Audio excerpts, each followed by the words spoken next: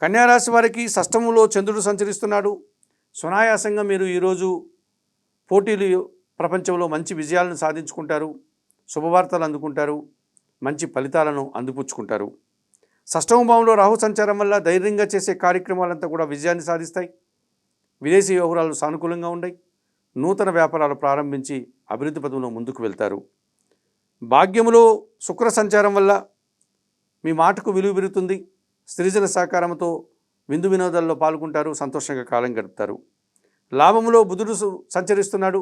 వ్యాపార అభివృద్ధి, ఆర్థిక అభివృద్ధి, నూతన వస్తువుల కొనుగోలు మీకు ఎంతగానో ఆనందాన్ని కలగజేస్తాయి. వ్యయములో కుజుడు సంచరిస్తున్నాడు. ఆకస్మికంగా వాహన సమస్యలు కానీ, అధిక ఖర్చులు కానీ, మనస్పర్ధలు కానీ రావడానికి అవకాశం ఉంది. వ్యయములో కుజ సంచారం వల్ల వాహన సమస్యలు కానీ, అధిక ఖర్చులు కానీ, కొంతమంది వ్యక్తులతో మనస్పర్ధలకు అవకాశం ఉంది. ఆకుపచ్చ రంగు వస్త్రధారణ చేయండి. సుబ్రహ్మణ్య స్వామిని దర్శించుకోండి. సుబ్రహ్మణ్య కరావలంబ స్తోత్రాన్ని చదవకండి. ఎర్ర కందిపప్పును కుటుంబంలో పనిచేసే పనివారికి దానం చేయడం వల్ల శుభం చేకూరుతుంది.